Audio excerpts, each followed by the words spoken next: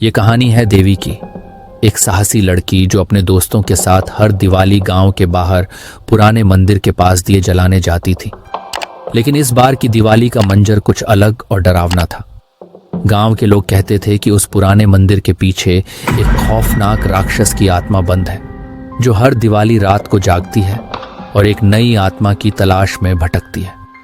इस साल देवी को उस राक्षस और उसके पीछे छिपे रहस्य के बारे में जानने का अजीब सा लालच हो गया था। दोस्तों, आप सब हमारी कहानियों को देखते हो, उससे डरते हो, रोमांच महसूस करते हो और एंजॉय भी करते हो, लेकिन चैनल को सब्सक्राइब और वीडियो को लाइक करना भूल जाते हो।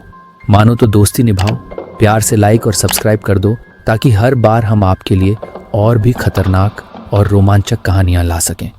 तो जल्दी से लाइक का बटन दबा दो, चैनल सब्सक्राइब करो और अपनी राय नीचे कमेंट में बताना मत भूलना। चलिए अब आपका ज्यादा वक्त न लेते हुए शुरू करते हैं हमारी खौफनाक कहानी का सफर। दिवाली की रात देवी अपने दोस्तों को मना करके अकेली ही मंदिर की ओर निकल पड़ी। रास्ते में उसे कई बार लगा कि कोई उसके पीछे पीछे चल रहा है, लेकिन जब वो मुड़कर देखती तो अंधेरे के सिवा कुछ नहीं होता। जैसे ही वो मंदिर के पास पहुंची, उसने देखा कि वहां के दीप बुझ चुके थे और मंदिर के दरवाजे पर अजीब सी खरोंचों के निशान थे। मंदिर में सन्नाटा पसरा हुआ था और एक अजीब सी ठंडी हवा बह रही थी। देवी का दिल तेजी से धड़कने लगा, पर उसने हिम्मत नहीं हारी और धीरे धीरे मंदिर के अंदर कदम रखा। मंदिर के अंदर घुसते ही देवी ने देखा कि वहां एक पुरानी मूर्ति के नीचे एक अजीब सा पत्थर रखा था, जिस पर कुछ रहस्यमयी चिन्ह खुदे हुए थे। अचानक उस पत्थर से एक भयानक कर्कश आवाज गूंज उठी, मानो किसी ने सदियों से सोए हुए राक्षस को जगा दिया हो। देवी ने डरते हुए उस पत्थर को पीछे हटाने की कोशिश की। तभी उसे एक भारी कदमों की आवाज सुनाई दी, जो धीरे धीरे उसकी ओर बढ़ रही थी। वो थम सी गई और उसकी आंखों के सामने एक भयानक राक्षस की परछाई दिखाई देने लगी। उसकी आंखें लाल, नाखून लंबे और उसकी सूरत ऐसी थी कि किसी का भी कलेजा कांप जाए। राक्षस ने धीरे धीरे देवी की ओर कदम बढ़ाए और एक डरावनी आवाज में बोला, सदियों से मैं यहां बंद हूं, हर दिवाली एक आत्मा की तलाश में। इस बार तुम मेरे पास आई हो, अब तुम मुझसे भाग नहीं सकती। देवी डर के मारे कांप उठी और मंदिर से बाहर भागने लगी। लेकिन जैसे ही उसने मंदिर का दरवाजा पार किया, वो दरवाजा अपने आप बंद हो गया। चारों ओर अंधेरा छा गया और राक्षस की हंसी गूंजने लगी। अब देवी की आंखों के सामने मंदिर की दीवारों पर अजीब सी परछाइयां उभरने लगी, जिनमें किसी अनजाने यज्ञ का दृश्य दिख रहा था। देवी ने देखा कि उन परछाइयों में कई लोग उस राक्षस की पूजा कर रहे थे और उसके सामने कुछ बालिकाओं की बलि दी जा रही थी। उसे समझ में आ गया कि इस मंदिर में कई सालों पहले उस राक्षस की पूजा की जाती थी और हर दिवाली उसे तृप्त करने के लिए मासूम जानें कुर्बान की जाती थी। देवी को मंदिर में एक पुरानी किताब दिखाई दी, जिसमें उस राक्षस के बारे में पूरी कहानी थी। किताब के अनुसार उस राक्षस को सदियों पहले एक तांत्रिक ने बंद किया था, लेकिन वो हर दिवाली की रात अपनी शक्तियों के बल पर कुछ समय के लिए जाग उठता था। उसे पूरी तरह से खत्म करने का तरीका भी उसी किताब में लिखा था। देवी ने जैसे ही वो पढ़ा, राक्षस की आत्मा फिर उसके सामने प्रकट हो गई और उसने चीखते हुए देवी से किताब छीनने की कोशिश की। देवी ने हिम्मत जुटाकर उस राक्षस का सामना किया, लेकिन तभी राक्षस ने हवा में गायब होकर अपने नाखूनों से देवी की ओर वार करना शुरू कर दिया। देवी को एहसास हुआ कि वो खुद पर कोई काबू नहीं पा रही है और उसके शरीर पर गहरे घाव हो रहे हैं। जैसे ही वो बेहोश होने को हुई, उसने सुना कि राक्षस की आवाज में एक भयानक धमकी गूंज रही है, तुम तो भाग रही हो, लेकिन मैं अब इस गांव की हर दिवाली पर लौटूंगा जब तक मुझे अपनी बलि नहीं मिल जाती।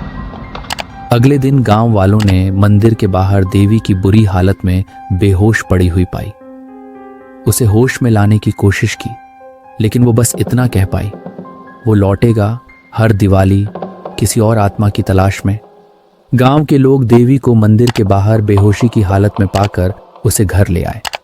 देवी की आंखें खुलीं तो उसकी आंखों में अब तक डर और अजीब सी बेचैनी थी। उसने अपने परिवार को मंदिर में हुई हर बात बताई। लोग उसकी बातें सुनकर घबरा गए, लेकिन किसी को भी उस राक्षस की कहानियों पर यकीन नहीं हुआ। देवी को बार बार राक्षस की वो खौफनाक हंसी और उसकी आंखों की चमक याद आती थी, जो अब भी उसके दिमाग में छाई हुई थी। उसे एहसास हुआ कि ये राक्षस ऐसे ही शांत नहीं होगा और उसकी ताकत हर साल दिवाली के मौके पर फिर जाग जाएगी। उसने लोगों को चेतावनी दी कि इस बार की दिवाली से पहले उस राक्षस को रोकने का तरीका ढूंढना होगा, लेकिन उसकी बातों को हर किसी ने एक मनगढ़ंत कहानी समझकर अनसुना कर दिया। जैसे जैसे दिवाली की रात नजदीक आई, गांव में अजीब घटनाएं होने लगीं। हर रात किसी न किसी को अपने सपने में वही मंदिर और राक्षस की झलक दिखाई देती। कुछ लोग घर से अचानक गायब होने लगे और गांव में चारों ओर दहशत फैल गई। देवी को एहसास हुआ कि उस राक्षस का प्रभाव पूरे गांव पर पड़ने लगा है और अब उसके पास बहुत कम समय बचा है। देवी को याद आया कि मंदिर में मिली उस पुरानी किताब में उस राक्षस को हमेशा के लिए बंद करने का एक तरीका लिखा था। उसने किताब के पन्नों को ध्यान से पढ़ना शुरू किया और जाना कि उसे एक विशेष अनुष्ठान करना होगा।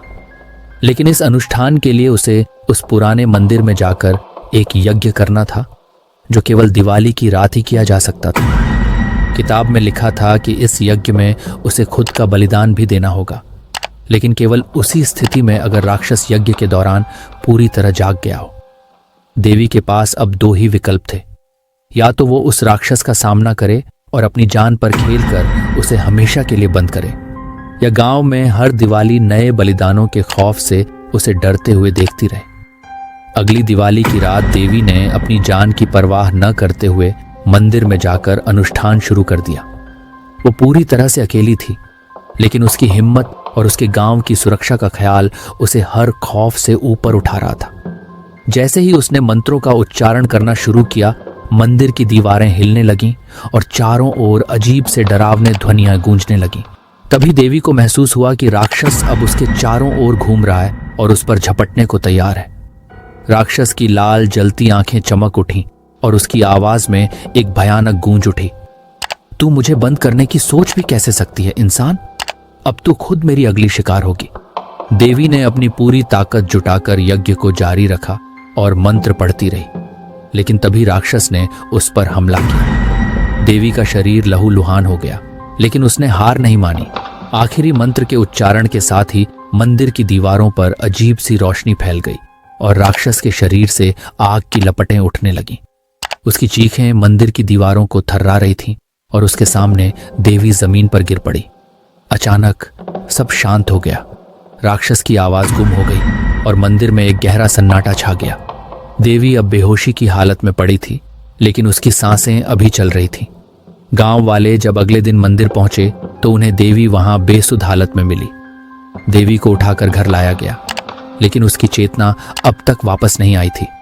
वो अब भी उस राक्षस की यादों में बुरी तरह फंसी हुई थी। गांव वालों ने महसूस किया कि देवी ने राक्षस को कुछ समय के लिए जरूर रोका है, लेकिन उसकी चेतना में छिपे खौफ को वो अब तक पार नहीं कर पाई थी। अगले साल की दिवाली नजदीक आ रही थी और लोग खौफ में थे कि क्या राक्षस फिर लौटेगा। क्या देवी उसे फिर से रोकने का कोई और तरीका ढूंढ पाएगी, या फिर गांव में एक और खौफनाक दिवाली आने वाली है। अगर आपको यह कहानी पसंद आई हो तो इसे लाइक करें, चैनल को सब्सक्राइब करें और कमेंट में बताएं कि क्या आप इस राक्षस और देवी की खौफनाक यात्रा का अगला भाग देखना चाहेंगे। धन्यवाद। फिर मिलते हैं अगली भयानक और रोमांचक कहानी के साथ।